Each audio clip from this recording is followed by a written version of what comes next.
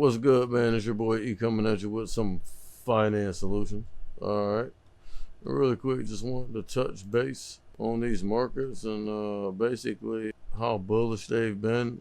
I really feel like the S&P 500 will hit 6,000 by the end of the year, especially factoring in the Santa Claus rally that we always get going until the end of the year. You know, a lot of retailers are definitely gonna bring in a lot of profits and stuff.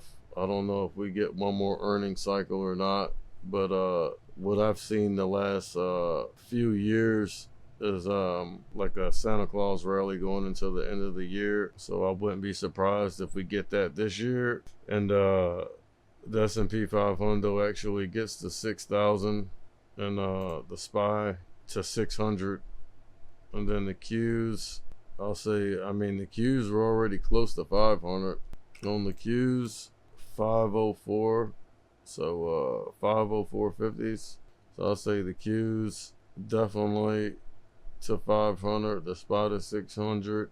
The S&P 500 to 6,000. I wouldn't be surprised if the Qs get the 550. Basically, on the trades I took today, I caught the gap fill.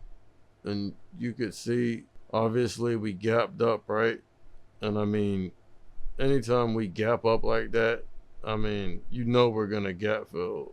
I mean, high probability. Like, as soon as I seen us gap up, I knew we were going to gap fill. The good thing about filling the gap is you can gap fill down and back up. A lot of times, that's what we do, and that's what we actually did today. But look, you've seen us open here, and these are 10-minute candles. So look, you can kind of see it. Look, we gapped up. All you had to do is be watching it. Look, we gapped up. You can just see us hitting resistance here, wicking to the downside. So I knew we were going to gap fill, and actually caught a piece of that fade. This is what it actually looks like on the 1 minute. So look, we gapped up. So there's the gap fill level. And yeah, we were chopping around up here, but you could see that we were topping out. So, you know, it was just a matter of time before we actually thought we were going to catch it right here, but we didn't. And I mean, like I said, when in doubt, just go to a higher time frame. And look, on the 10-minute, you can see the resistance here. Wicking, bomb.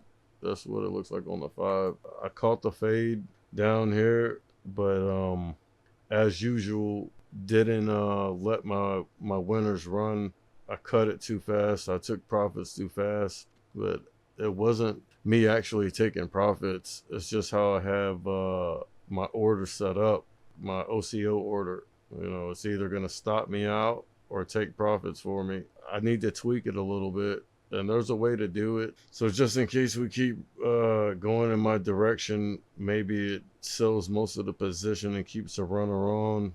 I've had it set up that way in the past, but like I haven't really been day trading a lot. I've been mainly focusing on the long term because I've been busy doing something else, working and stuff. Yeah, caught that move.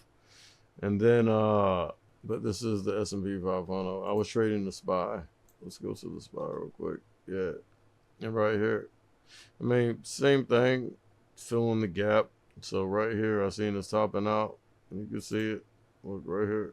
And notice, when we ran back up at the end of the day, look where we stopped at and started topping out at. Same levels, bro. All you gotta do is play the ranges. That's it, dog. I mean, it's really not that complicated, in my opinion.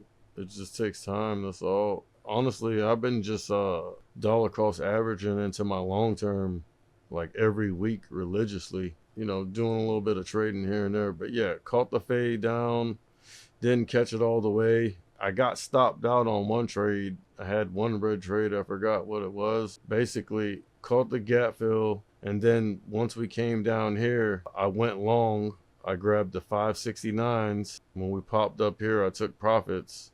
And then we came back down for the retest. Off this double bottom, I went long again. But like I had something to do. So once we got up here, I just took profits and closed that trade out. Looking back in hindsight, I probably should have let it run because look, we came all the way back up to the top of the range. But one of the main reasons why I didn't do that is because I was trading zero DTEs. You know, even though it's going in my direction, as it gets this late in the day, Theta's eating these up. So, you know, they're not worth as much. But honestly, even zero DTEs, if I would have held them all the way up here to the high, I'm pretty sure they would have been in the money substantially because I grabbed them down here. They were the 560, the 569s again. No, the 570s. But look, the high was 570, 73 and change. Pretty decent day for me overall, especially considering that I haven't really been day trading that much. I've just been swing trading and long-term investing. But, you know, I just couldn't resist. Whatever. It's nothing like jumping in there and getting that real world, you feel me, screen time and price action. You feel me? Paper trading, yeah, it's good when you're trying to learn how to trade, but I mean, it's not the same as trading live with real cash because when you're paper trading, it takes your emotions out of it. You feel me? So like you'll react a little bit different when you have real cash on the line. But still, if you're a beginner, I do highly suggest that you paper trade first.